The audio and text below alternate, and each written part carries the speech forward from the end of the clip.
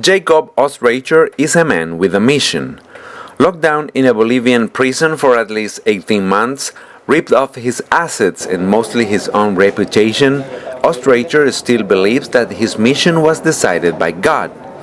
The instrument for this mission, the very same corrupt government officials of the Estado Plurinacional that made him feel invited to invest in the new Bolivia del Cambio, only to throw him into jail and steal his land, cattle, equipment, and thousands of tons of rice, valued altogether in several millions of US dollars. The subject of this mission, people that he happened to meet in prison with the same struggle, private of freedom for years with no verdict, with the only difference that all of them Bolivians without a wealthy background and many of them even supporters of the Movimiento Al Socialismo, the party of Evo Morales, the president of this country. If he goes back home with no money and with his health diminished, but at least some of these unknown victims of the official abuse and the corrupt organization that was just discovered by his case are redeemed, Jacob Auza says that all of his sufferings will have been worth. Are you still concerned about your own safety? Absolutely. I am more concerned about my safety now than I was before. And the reason is very simple. Right now I'm exposed. Very powerful people within the government at the highest level who might think that the solution to their problem, the exposure to their corruption, would be to get rid of me. While I was in prison, they weren't concerned about me. You follow me? I've had 27 audiences and they kept on canceling the audiences. So they were not concerned. They stole over $50 million value of land, machinery, equipment, rice. Nobody spoke about it. My wife lived here with me in Bolivia. She didn't say a word to the media because people told her if she's going to talk to the media, it's going to be worse. But after the prosecutors told CNN that they have evidence that I'm a criminal and I'm involved with narco trafficking, my wife says that's not true. All they want to do is take away all of my husband's assets and send them home without a penny. You know what happened the following day? The head prosecutor from Santa Cruz, Isabelina Gomez, filed charges against my wife for obstruction of justice. And while one day she was in prison on the line to bring me in some food, because I eat only kosher, 3 police officers grabbed her and put her into the prison without even seeing a judge in the woman's prison. And she says, I want to talk to my embassy. They said, no, you cannot talk to your embassy. There was a person in the line that speaks English, and he came to look for me in the prison. And he says, are you an American that has a wife? You have a wife outside? I says, yeah, she has to bring me some food. I've been waiting for her for a long time. He said, you know, she's in prison. I said, she's in prison? What are you talking about? I immediately called the embassy. My embassy immediately came down to the prison with my lawyer and told the governor of the prison, if you're not releasing this woman right now, this government is going to have a huge problem with the United States government because we know what you did to her husband. But if you don't release this woman right now, this is going to be a huge problem for Bolivia. They released her immediately. The embassy took her to the airport and got her out of the country, and I haven't seen her in 9 months. And now the prosecutor at my last hearing, thanks to Sean Penn. If it wouldn't be for Sean Penn, I wouldn't even have a hearing. I would die in Palmasola prison. The prosecutor says that I'm a very dangerous man. I cannot be let out of prison because I don't have a wife. And he knows that I have a wife, and my wife ran out of the country. So when I was trying to explain this to the judge, and based on Bolivian law, when you have a hearing, I'm entitled to talk, this guy Fernando Rivera who works for the Ministry of Government, told the judge, you can't let him speak. And she says, okay, you can't speak. And she gave her decision that the reason why I have to go back to jail without providing a single shred of evidence in 570 days that I've done anything wrong is because I'm a dangerous man and I don't have a family, I don't have a wife. So you're dealing here with very dangerous people. So this was a long answer. But the answer to your question is, of course I am much more afraid now than before. After the changes your case has been facing in the several last days, are you back in trust with Bolivian justice? Not yet. Let me answer that question as follows. This case is not about Jacob OStreicher. Jacob OStreicher is just one American businessman who came to Bolivia believing in what Evo Morales was saying years ago, that foreign investors who respect the laws of Bolivia have nothing to be afraid, that investment is safe, they could come here and invest money. And of course, a whole bunch of corrupt officials destroyed us. But this case is much more about Jacob. It's not about Jacob. It's about... I can't begin to tell you how many people I met in prison who are dying there. They've been there for 3-4 years without a process. People who were born in Bolivia. Some of them voted for Evo Morales. They believed in his promise. They believed in change. And for Fernando Rivera, the same people that destroyed me, destroyed them. So if I am going home, losing all of this money and losing my health, I came here for a reason. God sent me here for a reason. I'm a very religious man. I don't think that God sent me here for myself.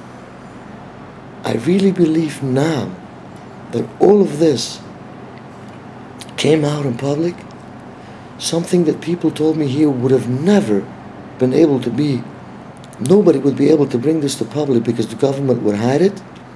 I'm convinced 100% that God sent me here to save hundreds of innocent Bolivian people who suffer in jail. Their families have been destroyed, their life has been destroyed. They're as innocent as I am. So if I am going home, no matter how sick I am, if I am going home and I was able to help so many people, it was worth it. Because life is not about yourself. I am a very religious man. I never would have been able to stay alive in this prison. This is one of the worst prisons in the world, and I was the only American between 4,500 criminals, murderers, rapists, of the worst possible kind. Do you know why I stayed alive there? Because I was with God every minute of the day, with the support of my family. Did they ever hurt you somehow? I don't have my freedom yet. With the corruption that's going on in this country, they might send me, I'm prepared that they might send me back to Palmasola. Do you know what happened to me 2 days ago?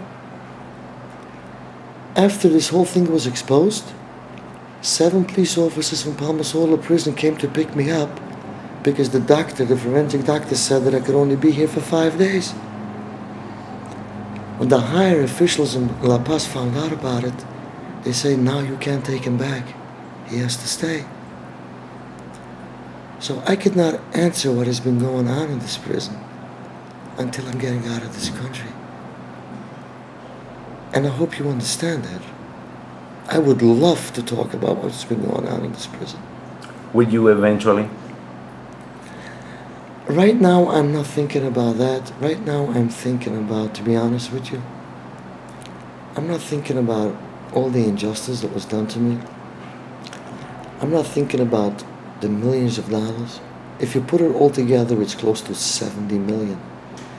The government now wants to make you believe that it's about $50,000 extortion for some low-level people. They're not talking about, what about all the rest of the stuff? What about the 50 million pounds of rice, right? I don't even think about that. I'm thinking about my family. I have 11 grandchildren. 2 of them were born while I was in hell, while I was in prison. One is 9 months old. The other one is almost 12 months old. I never met them. My grandchildren were never told that I'm in prison. They're too small. So imagine that my family is lying to them, that I've been in another country doing business, and they're writing me letters when my children come to visit me, and they say, "Grandpa, how could you do this to us? What is more important to you? Your business, money, Grandpa, or us?" They say, "Grandpa, we promise you we will never ask you to buy you any gifts. Come home." And they're sending me pictures, and they say, "Here is how we look like. Send us back pictures from you so we don't forget how you look like." That sounds heartbreaking. And that's what I'm thinking about. You know, people who don't go through this don't understand it. What kept me going is my faith and my Bible. Look, this is my Bible, right here. This is my Bible. I've been reading this Bible since I was 3 years old. I'm finding out now by the age of 53 that I never understood the Bible. It's the greatest thing in the world. It gave me so much strength. It's different when you read it in a synagogue or in the comfort of your home, when you have 3 meals a day, and it's different when everything is taken away from you and all you got left is this, and it gave me so much strength.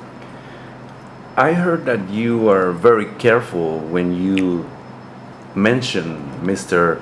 President Evo Morales. Yeah. Do you think he's clean out of all this mess? That is something you're going to have to talk to Bolivian people. Why is that important for me to comment on that? It's not important to talk about. It's not important to talk about that. The reason why I actually didn't want to talk to anybody, but I decided, who am I to make that decision? If God sent me here for a mission, I gotta make sure that the rest of the world knows, not about me. Let's not talk about me. About what the Bolivian people are suffering. Nobody's talking about it. Please don't talk about me. It's about the Bolivian people. People don't understand.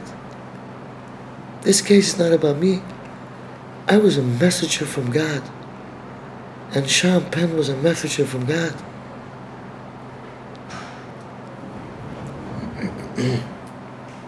Mr. Auza, after all these changes in your case, Yeah. are you hopeful now that you could soon be back at home?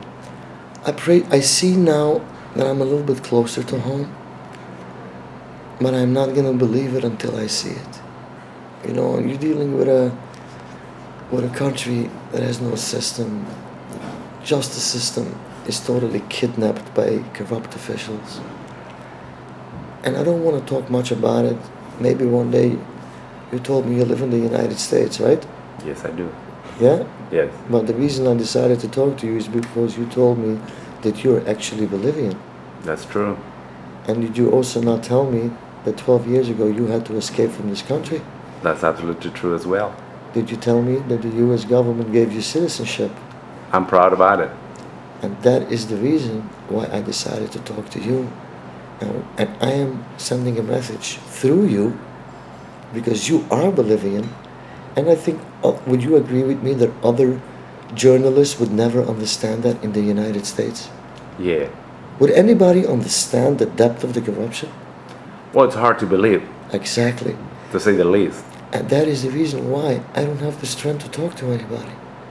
But as soon as I heard a Bolivian reporter who lives in Washington, he was born in Bolivia, wants to talk to you, I said, I don't care how weak I am, this is another message from God. You and me have to talk about that, not about my case, about the Bolivian people. Would you not agree with me? Absolutely, 100%. 100%. And do you know who sent you to me? God. Exactly. I'm proud and I'm honored. Thank you. Just one more question. What would be your message to your fellow Americans that are planning on coming to Bolivia to invest their resources? They should try to contact me by email and let's talk, let's exchange information. Please, before you decide to do that, my email is all over the internet. There's Free Jacob now. My family set up a tremendous amount of websites. My family has been getting hundreds of thousands of emails support from strangers in the United States don't even know me. And that was when I wasn't even able to clear my name, and some people thought, wait a second, maybe he is a criminal. I wasn't allowed to talk. My wife wasn't allowed to talk. And my wife didn't even speak in the United States because she was afraid that I will never get out. And they still gave me support, and they believed in me. So for all those tens of thousands of Americans who gave my wife support, thank you very much, and may God bless you and your family. But we Americans are different, you know. And it's amazing. People call me from all over Bolivia, and they say, this is amazing what you did. I told them, you know why? Do you know why we Americans are the strongest country in the world? It's because we are willing to do what no other country in the world is willing to do. We are willing to die for what we believe in. Not only for ourselves, for other nations, and for other human beings. How many hundreds of thousands of human lives of American people died on foreign land for humanity? Would you agree with me on that? All over the country, all over the world. All over the world. All over the world. Not to make money, to save humanity, Not and to make become famous. Not to become famous, but to make the world a better place. I am part of that, and I'm so proud of it. So even if I go home a broken soul, a broken man, and maybe physically I don't look okay, I come back to my beautiful country stronger than ever.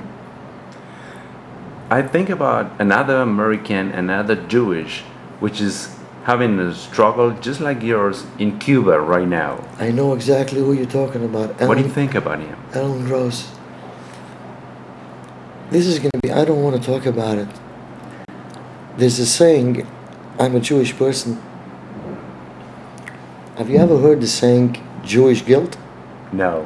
Jewish guilt is like when somebody has something and you get something and you feel maybe you don't deserve it. They call it, don't give me this Jewish guilt. I see. Now that my case has changed, I don't stop thinking about him. I say, what about Alan Gross?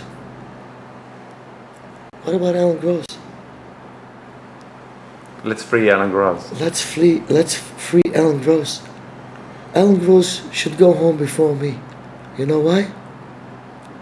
Because he's been in prison longer than me, and he's got a 90-year-old mother who is sick, who wants to see her son, because the doctors gave her a minimum amount of time to live. He's got a daughter who has been diagnosed with cancer.